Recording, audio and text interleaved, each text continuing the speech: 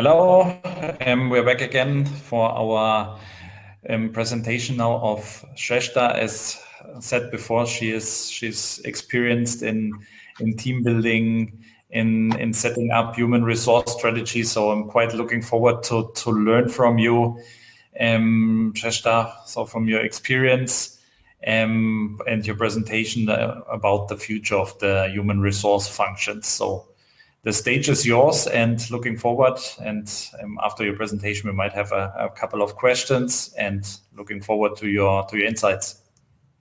Thank you, Mario. Thank you so much. Again, thank you, Pharma Circuit. Thank you, Swiss Himmel, for organizing this conference. One of my very, like a personal favorite topic, future of HR, human resources in general. In today's presentation, I would like to talk about the HR's capabilities, the HR's capacities in supporting an organizational growth today and the future of HR. Let me start with what HR has been all this while, what HR was.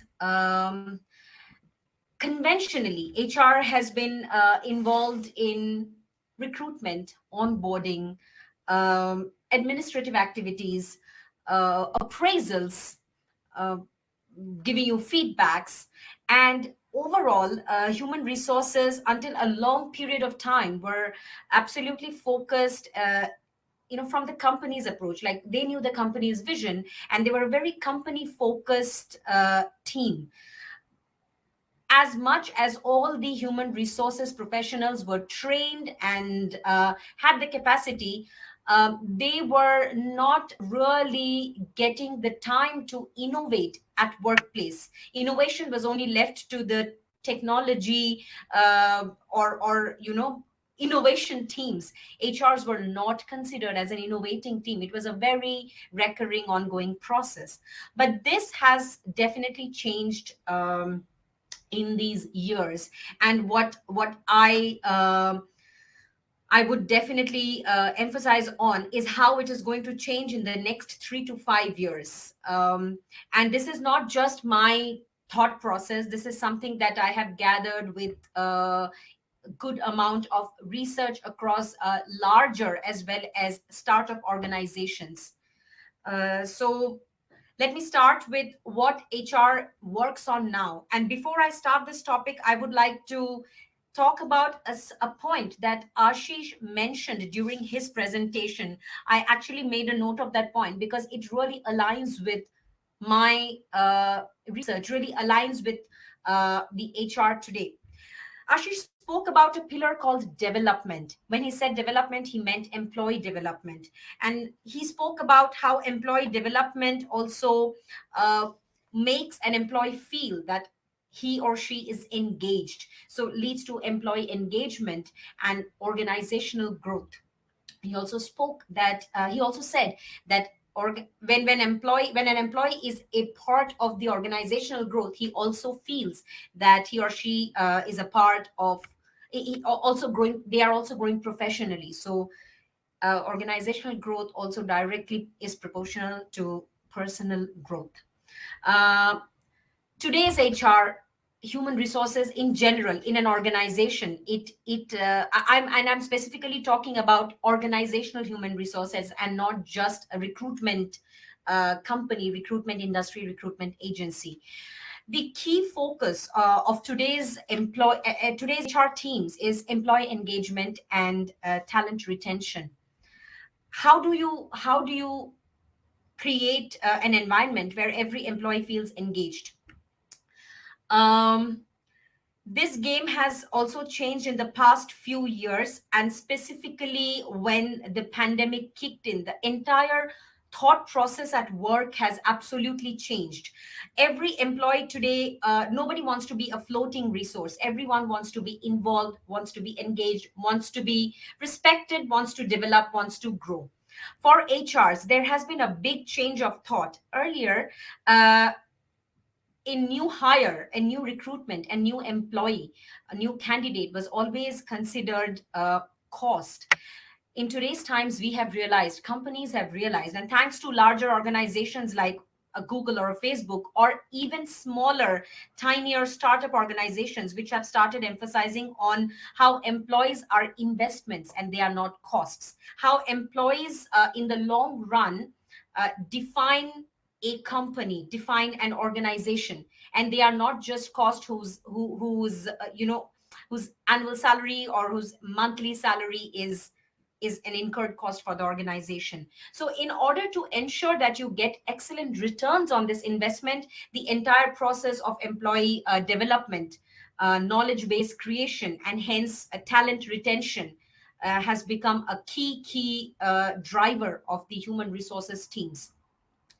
um, HR teams are now also very closely involved in the company's strategy.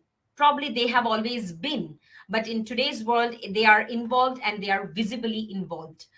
Um, when I say HR, I just don't mean onboarding, hiring, or anything. I mean branches of HR, which also specialize in learning and development, design, payroll management, strategic HR project management, the holistic HR.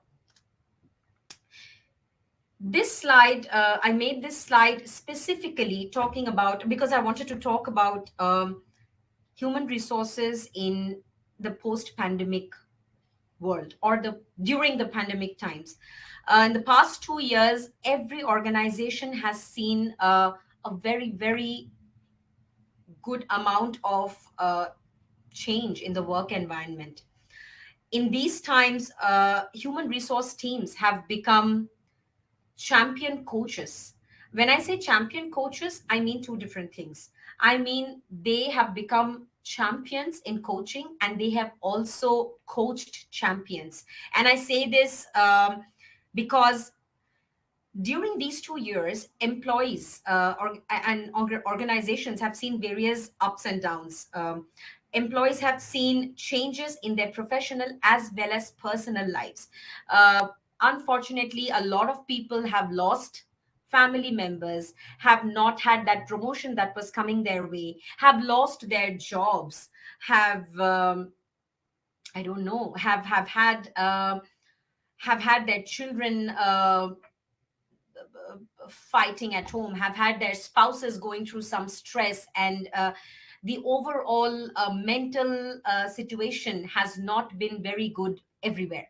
So at times like this, when the HR departments have managed to coach every employee coming on board through a smooth virtual recruitment, smooth virtual onboarding, smooth virtual learning and development programs, again, employee development programs. Also, unfortunately, smooth out placements, and to a good extent for organizations, smooth change management. I think this wouldn't have been possible without uh, the HR teams stepping up their game in the past 2 years of this global pandemic. This so comes to this point where, oh, I think one of the arrows is missing, but doesn't matter, the point is still there. The HRs have been super agile. They have been super agile. They have adopted and adapted to technology in a big way, from the times where interviews were face to face or over the phone, changing every interview to a smooth WebEx, Zoom, or any kind of using any other kind of tool, using various LMS platforms for continuous learning and development, uh, using gamification technologies to ensure that every employee is involved, every employee is engaged in their daily development process. HRs have outdone themselves in these years, and in the next 3 to 5 years, this entire game is going to change further. What bigger organizations are already predicting, already forecasting, and we can see it even with the smallest of startups. This whole theory of continuous learning and development, of ensuring that every employee is growing, every employee is Learning every employee is becoming more and more of an intangible asset. At the same time, having the work-life balance intact.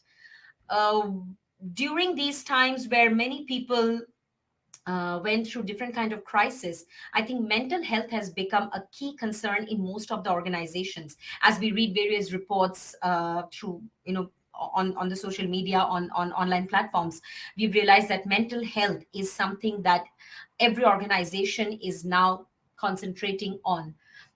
So HRs here play a huge role in ensuring that the mental health of their teams are intact, and this probably was never done until a couple of years ago, never done actively at least.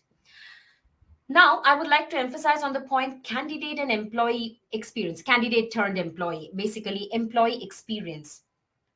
There are so many available jobs in the market which let candidates, which let employees um, give out their best, explore new ideas, come up with new solutions, do new things, innovate.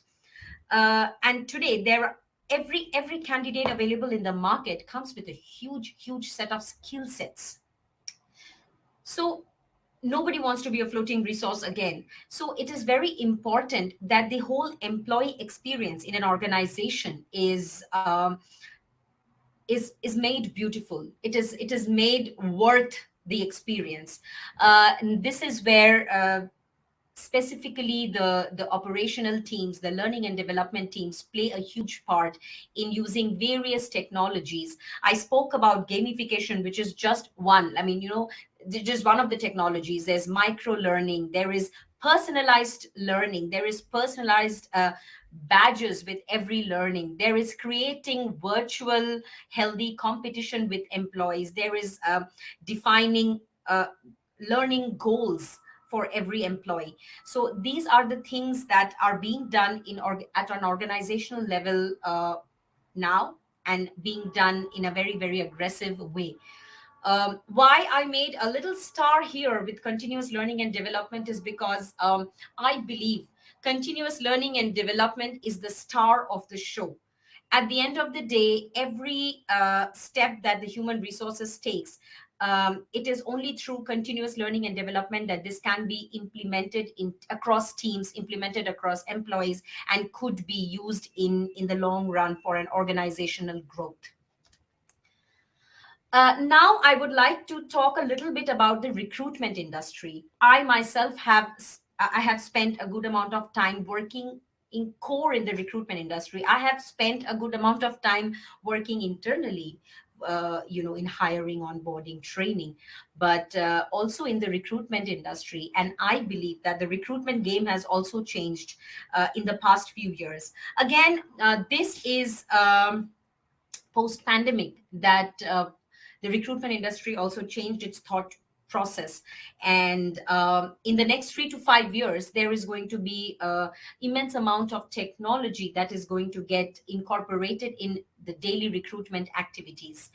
ATS, application tracking system.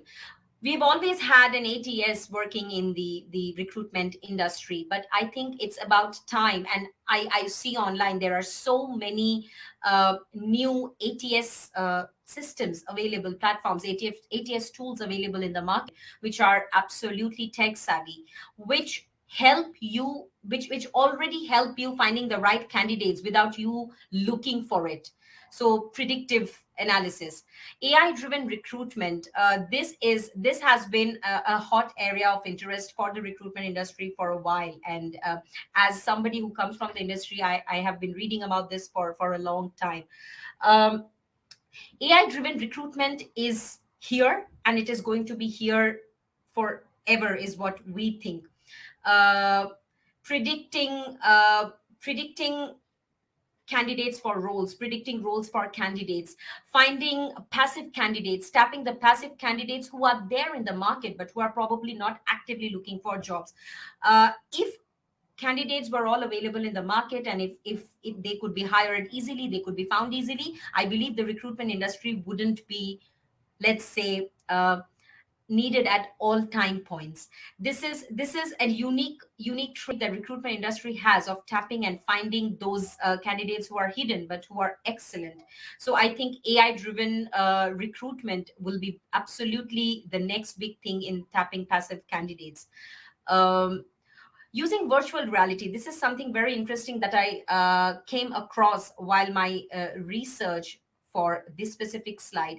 um, the recruitment industry is looking forward, or perhaps a Google or a Facebook is already using it, looking for virtual reality. So when a candidate is going through the interviews, or let's say is in the process of getting hired, they are given a virtual tour of their workplace, because most of the offices have now moved to hybrid, or let's say home office. They are given a virtual tour of the workplace to show what is it like to be in a specific organization for a day. I think this is key because this also gives the candidate a taste of the culture of the company. It is highly possible that there is a very good technology fit, skill set fit, but the culture fit is always a question. And in my experience, I have seen a lot of employees, a lot of candidates after being hired, um, complaining only about the culture of the company and being not being very happy, and eventually in 6 months or 1 year switching jobs just because they thought it was not, the culture was not for them. So I think this using this technology in a workplace will also give them a taste of the culture of the company, as well as makes them feel like maybe you're not going to office every day, but hey, this is how it looks. And whenever you go back to work 100%, whenever the virus goes back to its back home, whenever the virus feels homesick and goes back, we go back to office. This is going to help in a big way. One thing that I have always practiced, and I have always told my teams that to practice, and I've seen successful recruiters doing it, is prepping the candidate well for every interview. When I say prepping the candidate well, it means spending time with that candidate. Um, you need to spend just a little bit of time and prep them so well that the candidate feels that as a recruitment company you are with them to sell this, to take this forward, to sail with them in the process. But at the same time, as a recruiter, it is also very important for us, because we can understand the candidate well and we can sell the candidate well to the company, and we can do the vice versa as well. And it is, yes, recruiters do spend time with candidates, but when you have so many roles, when you have so many candidates, perhaps it's not always possible to spend a long amount of time. But it is absolutely indispensable that candidates must spend time with recruiters, and recruiters must give a certain amount of time to prep the candidates well for the interview, for their growth path set in the organization, for the next couple of steps, and everything. This is something that I find very interesting. These are, while we spoke so much about the new HR, the HR teams who have stepped up their game, the today's HR teams, today's recruitment teams. These are a couple of roles that we always see in which are advertised across organizations. So this shows how much organizations are investing in upping their game in the human resources team. Uh, we are no more hiring just HR payroll specialist. We are also hiring employee engagement managers, employee engagement specialists. We are no more just hiring CHROs. We are hiring chief happiness officer who's going to have a reportee called employee happiness manager. We are no more hiring just business development managers. We are hiring customer happiness manager. Um, Organizational change specialist, this is a very hot role in the market that I see, and I hadn't seen it till a couple of years ago. Chief innovation officer, innovation was always um, aligned or assigned with the technology teams, but in today's world, innovation is also assigned with or aligned with the human resources team, because these are the people who are innovating with our intangible assets, the employees of the organization. These are some of the new roles, and I can make a huge list because I come across these roles every second day. And I find it absolutely interesting how just with the makeover of the designation, the entire thought process or perspective about a role changes in all our minds. And this is today's human resources and the future human resources teams across organizations. Uh, we spoke about human resources, we spoke about recruitment teams. I would take a couple of minutes just to talk about this collaboration between Swiss Himmel and Azeta Pharma. Swiss Himmel is a Swiss-based technology solutions and talent solutions company. Azeta Pharma is a German organization, a German startup uh, co-founded by a couple of people who are absolute veterans, absolutely experienced in the industry. Azeta Pharma, as the name suggests, are more in the pharma life sciences environment, working as consulting services and now stepping into the recruitment world. While Swiss Himmel has been working in the technology solutions as well as talent solutions in Swiss market. This collaboration brings about a very interesting combination of IT and pharma, sitting in two countries. I think these two domains are of very these two domains are should be worked on. Let's say these two domains are indispensable in these two markets, and hence the collaboration was planned, and this is our first joint conference, and this is just the beginning. Where all do we collaborate? We collaborate for consulting services as well as recruitment services. We work on both permanent and fixed term contract roles. We also work on technology solutions services for IT as well as pharma organizations. As mentioned, we work in both pharma as well as IT industries. Currently located across Switzerland, Germany, and India, we are open to working in these three countries at this stage, but also expanding our reach to other potential countries where where we see there is a need. And yes, both Azeta Pharma and Swiss Himmel teams are absolutely excited about this collaboration and look forward to working together and coming up with smooth and successful business solutions for companies. Thank you very much. And I look forward to any questions that you may have. Thank you for your time.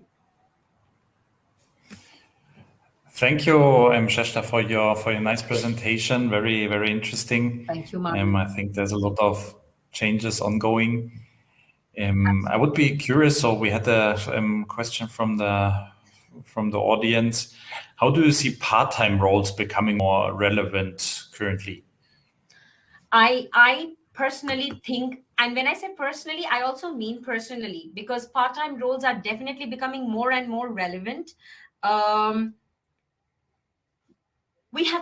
Everybody's too busy. We are doing too many things every day, and with family, with the current situation where children cannot go to the kindergarten or whatever every day, everywhere, I think a lot of parents are looking out for part-time roles. So I personally think the part-time market is as high as it has been, but there is still a huge demand in the full-time market. I mean, part-time has not yet outdone the full-time market, but it is definitely one of the hot markets at this stage. Thank you for this statement, nice insights, and perhaps a last question before we come to our roundtable in some minutes. How in our remote work now, how do you see to manage conflicts? So because before I think it was easy face to face to have a conversation now, it's difficult as we're all like also now on video screens and perhaps the body language is not visible. So how do you see how's the future of conflict solving in a remote workplace? This is a very sensitive topic and a very sensitive, a very sensitive area for management. So I can only speak from my personal experience here. I think conflict management in a virtual workspace is definitely much tougher than it used to be face to face. But I also think that with companies with global offices are already used to this virtual workspace, as in the same team there would be people sitting across the globe, so people working across different time zones, people sitting across different geographies and working in the same team. So this has been the case with many organizations for years, and they have mastered the art of conflict management with virtual workplaces. For companies who are newly going virtual, I think they will learn the process. The basic idea remains the same: communication. I think communication, well, maybe not live, but through video chats, using various tools and platforms, has remained, at least for me, the most important and the most, let's say, most used platform for any conflict confrontation and management. And from what I see with friends, colleagues, this is how it has been working so far. I wish there is a new technology for conflict management soon in the market. But so far it has just been communication, old school communication through video chats, thanks to Zoom, Google Hangouts, WebEx. Thanks, Shrestha. So I think we will share some new, also some interesting insights in the round discussion, just in around 15 to 20 minutes in the sessions part of this conference. So in the meantime, the networking is still open, so you can still connect there over the networking. Sure. And then looking forward to see all of you back again at I think it's 4:35 here European time, to see all of you again in Yes. the sessions where we'll have a round table on different topics on the future role, future pharma roles, and the future of human resources in our industry. So looking forward to that. Thank you very much, Shrestha, and see you in 15 to 20 minutes in our round table Thank you session. very much, Mario. Bye. See you soon.